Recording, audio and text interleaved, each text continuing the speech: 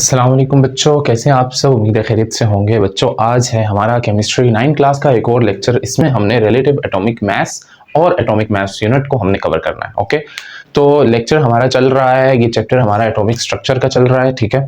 और आज आप लोगों को एक और नई चीज़ सीखने को मिलेगी, वो क्या है, रिलेटिव एटॉमिक मास और एटॉमिक मास यूनिट।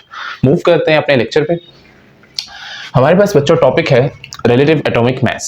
इसको शुरू करते हैं। सबसे पहले आप लोगों को एक चीज़ बेसिक में बताऊं तो कोई भी चीज़ जब हमने मेजर करनी होती है ना, तो हमें क्या चाहिए होता है, उसका मेजरमेंट करने वाला पैरामीटर चाहिए होता है कि हम उसे किस चीज़ से मेजर करते हैं, ठीक है। तो हमारे पास बहुत सारी चीज़ों को हम मेजर करते हैं, जो भी ऐसी चीज़ें हैं जो हमारे पास क्वान्टिटेटिव अमाउंट पे प्रेजेंट होती हैं, हम उनको मेजर करते हैं। जैसे कि लेंथ मेजर कर सकते हैं हम, जैसे कि कोई भी चीज़, कोई भी ऐसी हमने खरीदनी हो, कोई प्रोडक्ट हो, कोई खाने की चीज़ या कोई भी ऐसी चीज़ जो कि हम क्या करें, उसको वजन करके, उसका मैस करके हम उसे मेजर करें या फिर हम उसे गिन के मेजर करें। तो डिफरेंट मेथड्स होते हैं मेजर करने के। या तो हम चीज़ को काउंट करके मेजर कर लेते हैं, जैसे कि केले होते हैं कि कितने दर्जन, आपको दर्जन केला चाहिए तो उसके अंदर कितने होते हैं, उसके अंदर 12 केले होते हैं। इसी तरह आपके पास आ जाता है कि आपको चीनी चाहिए होगी, तो चीनी आप काउंट नहीं करेंगे, आपके पास एक वेट मशीन होती है जिसके ऊपर आप रखते हैं चीनी, आपको पता चल जाता है कि इसका वजन इतने ग्राम्स है, इतने किलोग्राम्स है। अब ये चीज़ें होती हैं। अब ये वेट जो है ना चीज़ों के, ये एक तो वेट हमें पैरामीटर्स पता होने चाहिए कि हम किस में वेट ले रहे हैं, ठीक है। दूसरी चीज़ ये होती है कि हमारे पास जो पैरामीटर्स हो वो इक्वल हो, सबके पास इक्वल हो, स्टैंडर्ड हो। मतलब कि अगर मैं जो पैरामीटर यूज़ कर रहा हूँ वही पैरामीटर कोई दूसरा भी अपने वेट को कैलकुलेट करने के लिए यूज़ करे, या फिर लेंथ के लिए मैं जो पैरामीटर यूज़ कर रहा हूँ वही पैरामीटर कोई दूसरा जो है वो क्या करे, अपनी लेंथ कैलकुलेट करने के लिए वो यूज़ करे। तो ऐसी सूरत में जो है एक स्टैंडर्ड मेजरमेंट करने के लिए पैरामीटर्स को बनाया जाता है, जैसे ग्राम हो गया, जैसे मीटर हो गया। ये ऐसे स्टैंडर्ड पैरामीटर्स हैं जिनके जरिए हम चीज़ों की कैलकुलेशन करते हैं। लेंथ होगी, मास हो गया, ठीक है। तो अब आज के लेक्चर में हम क्या करने लगे हैं, आज के लेक्चर में हम ऐसी स्टैंडर्ड चीज़ें देखने लगे हैं कि जो क्या करेंगी, हमारी हेल्प करेंगी किसमें, कैलकुलेट करने की, एटम के मास को कैलकुलेट करने के लिए, ठीक है। किसी भी एटम के मास को हमने कैलकुलेट करना है तो हम कैसे कैलकुलेट करेंगे। तो सबसे पहले हम उसके लिए शुरू करते हैं बेसिक से। तो हमारे पास आता है बच्चों रिलेटिव एटॉमिक मास। रिलेटिव एटॉमिक मास क्या होता है बच्चों, ये बेसिकली हमने एक पैरामीटर बनाया रिलेटिव एटॉमिक मास का, जिसके जरिए से हम किसी भी एटम का मास कैलकुलेट करते हैं, ठीक है। तो रिलेटिव एटॉमिक मास में हमारे पास जो मेन चीज आती है वो आता है हमारे पास कार्बन 12। कार्बन 12 का एटॉमिक मास आपको पता है कितना होता है, इसका एटॉमिक मास होता है 12 ग्राम्स, ठीक है। तो हमने कार्बन 12 ही को क्यों लिया यहाँ पर रिलेटिव एटॉमिक मास के लिए, हमने यहाँ पर कार्बन 12 को इसलिए लिया है क्योंकि कार्बन 12 जो है ये स्टेबल एटम है एक, ठीक है। ये सबसे ज्यादा स्टेबिलिटी बरकरार रखता है अपनी, इसके जो पार्टिकल्स वगैरह हैं वो इतने ही मेंटेन रहते हैं, इसका मास इतना ही मेंटेन रहता है, इस वजह से हमने इसको यूज किया। अब कार्बन 12 के साथ किसी भी दूसरे एटम का हम मास जो है उसको रिलेट करके हम उसका मास निकाल सकते हैं, ठीक है। कार्बन 12 का मास है ना, अब इसके साथ रिलेट करता हूं मैं, इसमें मैंने निकालना है हाइड्रोजन का मास निकालना है। तो हाइड्रोजन का जब मैंने मास जो है उसको एक तरफ रखा, दूसरी तरफ मैंने कार्बन 12 रखा, तो मुझे पता चला कि ये कितना है, ये 1 पीस है किसका, कार्बन 12 का। यानी कार्बन 12 के अगर 12 पीस किए जाए ना, तो उसमें से एक पीस का जितना मास होगा उतना हाइड्रोजन का मास होता, ठीक है। तो हमने क्या किया कि ये जो कार्बन 12 को हमने स्टैंडर्ड लिया था ना, इसके 12 को जब हमने डिवाइड किया 12 पे, 12 को हमने 12 पे डिवाइड किया तो हमारे पास आंसर आया 1। ये जो 1 है ना, इसको हमने 1 एटॉमिक मास यूनिट कहा। कार्बन के मास को, कार्बन का 12 अगर मास है ना, तो उसको हम 12 पे डिवाइड करते हैं तो हमारे पास क्या आ जाता है, ये 1 एटॉमिक मास यूनिट आ जाता है। और ये 1 एटॉमिक मास यूनिट जो है ये कार्बन 12 का 1/12 पार्ट है। मतलब कि कार्बन 12 के हम 12 पीस करते हैं तो जो एक पीस बनता है उसको हम क्या कहते हैं, 1 एटॉमिक मास यूनिट, ठीक है। वैसे कार्बन 12 जो है उसको हमने स्टैंडर्ड लिया है, उसको हम उससे रिलेट करते हैं सारी चीजों को, लेकिन रिलेट करने के लिए जो चीज हम यूज करते हैं वो इसके मास के हम 12 पीस करते हैं, 12 पीस करते हैं, जो उसका 1/12 पीस होता है। मतलब कि एक पीस जो होगा उस उनके 12 का, वो जो होता है उसको हम यूज करते हैं। अब इसी तरह हाइड्रोजन के लिए जब हमने इसको यूज किया तो पता लगा जितना इसका 1 AMU है उतना हाइड्रोजन का भी मास है, तो दोनों इक्वल है। तो हमने इसको हाइड्रोजन को क्या कहा कि इसका कितना मास है, 1 AMU। इसी तरह ऑक्सीजन के लिए हमने यूज किया, ठीक है। तो ऑक्सीजन के लिए हमें पता चला कि इसका मास कितना है, ऑक्सीजन के लिए 16 AMU। मतलब कि ये 1 जो है ना, ऐसे 16 हो तो एक ऑक्सीजन का मास बनता है, ठीक है। तो ये हमारे पास बच्चों एक स्टैंडर्ड हमें मिला, कौन सा, रिलेटिव एटॉमिक मास के जरिए।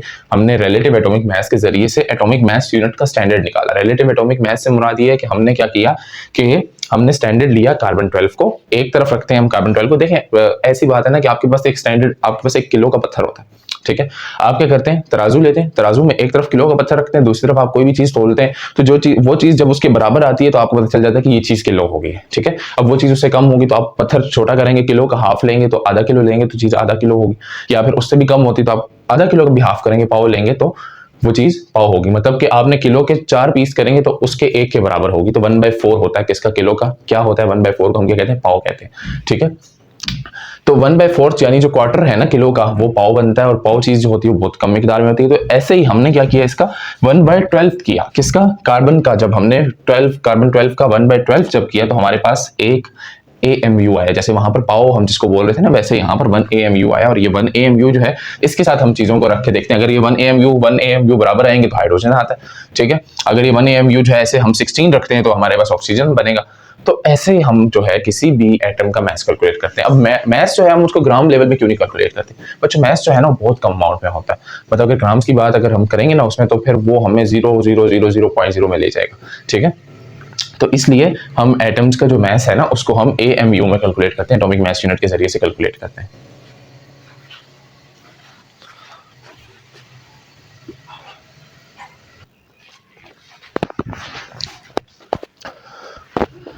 अच्छा बच्चों, अब आपके पास ना कुछ ऐसी चीजें आ जाती हैं कि जिसमें बच्चे जो हैं कंफ्यूज होते हैं। जैसे कि 3 चीजें हैं हमारे पास, relative atomic mass unit, atomic mass unit and atomic mass, ठीक है, या जिसको मास नंबर बोलते हैं। 3 चीजें हैं, कौन कौन सी आपके पास, रिलेटिव एटॉमिक मास यूनिट,